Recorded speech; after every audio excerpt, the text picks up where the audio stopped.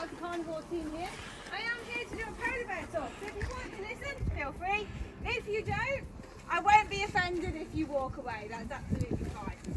So we have 8 polar bears here at Yorkshire Wildlife Park. We have our 6 boys here at Project Polar 1, and then we have our 2 girls over at Project Polar 2. So if you've not seen them yet, they are down the path that goes to the side of the giraffe house. Keep following it and you'll eventually get to our girls. So over there we have Flo and Tala.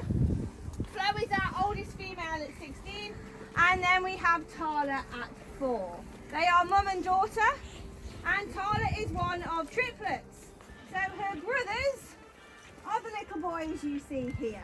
At 2.5, they were bigger than their mum, and mum said, no, I am done with you. So we had to separate them off.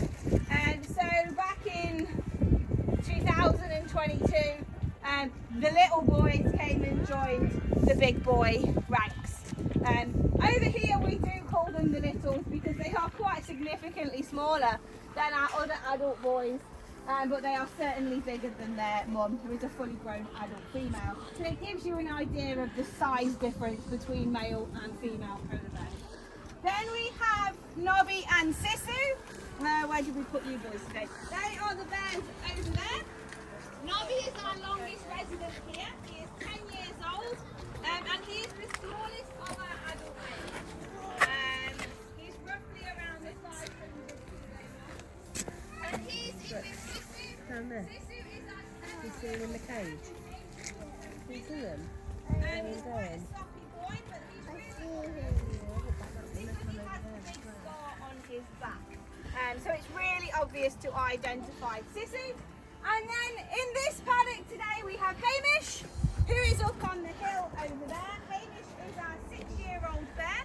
He came to us from Scotland, and he is paired with Luca, who is asleep in the race down there. So he's not trapped. Neither of these boys that are in the raceway are trapped. They can go out if they want.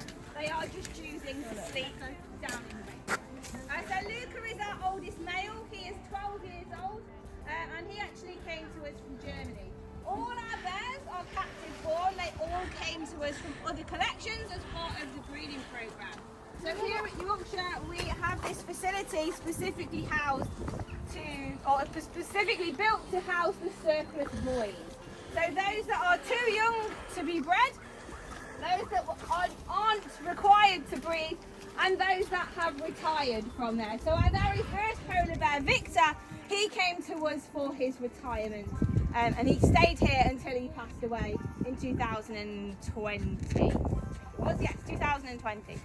So that's our boys. Now polar bears in general you find in the north of our world. So they are Arctic marine mammals. You will never see a polar bear with a penguin, because polar bears all live up north and penguins all live down south. You don't get penguins in the Arctic Circle, and you don't get polar bears in the Antarctic Circle. So they live on 2 opposite ends of the world, really. Now polar bears you find in 5 countries primarily around that Arctic Circle. So they are Russia, Norway, Greenland, Alaska and Canada. Now 2/3 of all polar bears live in Canada alone. So if you want to go and see a wild polar bear, your best bet is to head on over to Canada. Now as I said before, the difference between male and females in size is very, very vast. So our male polar bears are double the size of our females. So Flo, our biggest female, she's around the 300 kilo category. Our biggest bear, Hamish, was last weighed at 715 kilos. And that was down a bit from the other month when he was 765 kilos. To give you a rough idea, 715 kilos is 112 stone. Just to give it some perspective on how much we weigh and how much he weighs. So they are absolutely massive animals. The heaviest ever caught male polar bear weighed in at over 1,000 kilos. So for that reason, they are the largest of your land carnivores, and they are the only bear species that is a marine mammal. Kind of cool. Now obviously they live in the Arctic, so they are designed to keep nice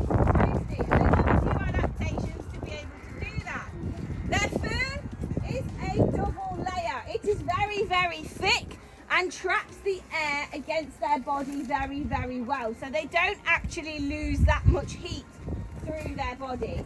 Because of that, when they're running about, they can overheat quite quickly. So if you see our boys running around, they'll either jump in the lake to continue playing, or they'll lay down and rest for a minute to cool back down. So most of the time when you see our polar bears playing, they often play in the lake because they can continue to play and play and play and stay cool at the same time. Now their skin underneath is black in colour, and that helps to absorb all that luscious sunlight and heat, because as we know, black absorbs heat. And so their fur, as you look at it, is not actually the colour white. It is actually see-through. The reason we see a white polar bear is because we are seeing a trick of the light. All that light is reflecting off that polar bear and bouncing back to us as white. Now the reason our polar bears don't look as gleamingly white as the ones that you see on telly is because ours are covered in dirt. Ours are pretty much just muddy polar bears. They need a good old bath. Sometimes they turn themselves into green bears if they've been rolling around in the grass. More often than not, they've been rolling around in the bark chip and they turn themselves into brown bears. They're very good at it. Nobby in particular, he likes to be half brown, half white. It's great. It's a good look on him. But yes, so that see-through fur allows that light to go straight through and hit that luscious black skin underneath. So it's a very, very good way of getting the heat, trapping it and keeping it there. So they are very good at staying nice and warm. Now here in the UK, we often get asked in the summer, is it not too hot for our polar bears? And the answer is actually no. In places in Canada where you get wild polar bears, in the summer months, on average, it gets hotter there than it does here in the UK. On the latitude scale, if you went round the earth, the furthest south polar bears are found in Canada is on the same line as where we are here in the UK. It's just we don't have any lovely connecting land to hit us up to the Arctic, so we don't get polar bears.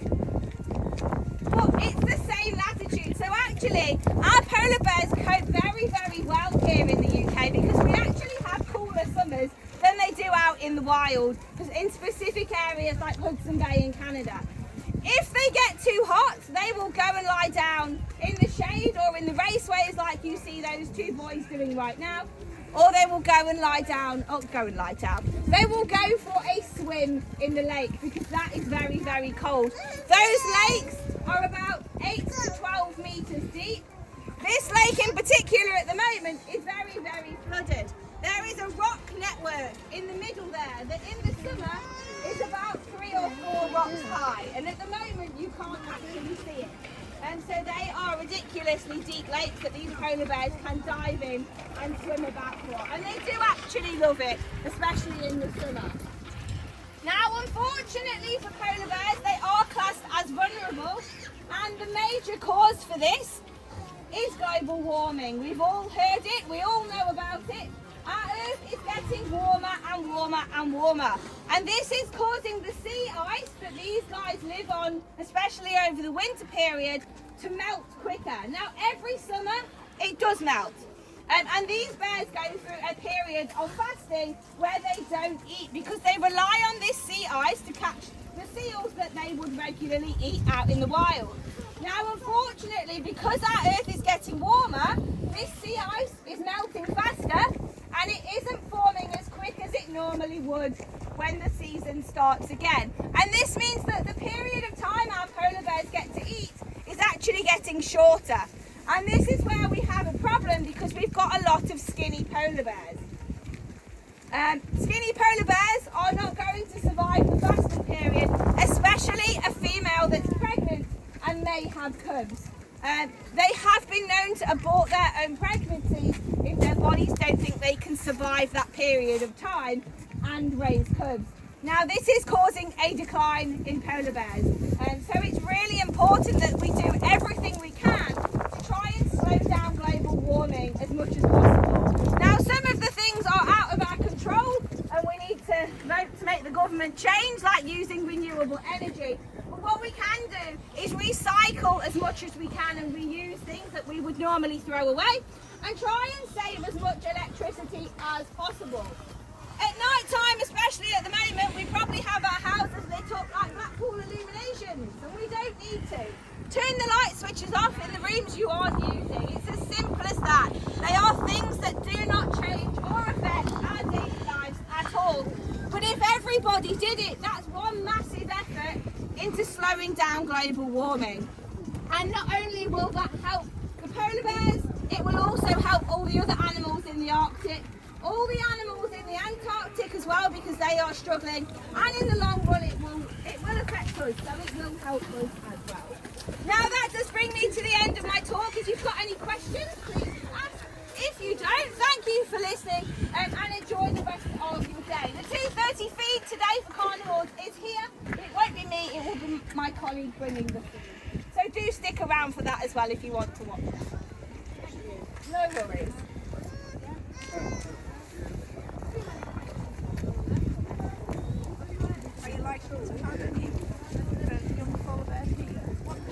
So the youngest we've got at the moment are our 4-year-olds. No, but I've been likely to breed.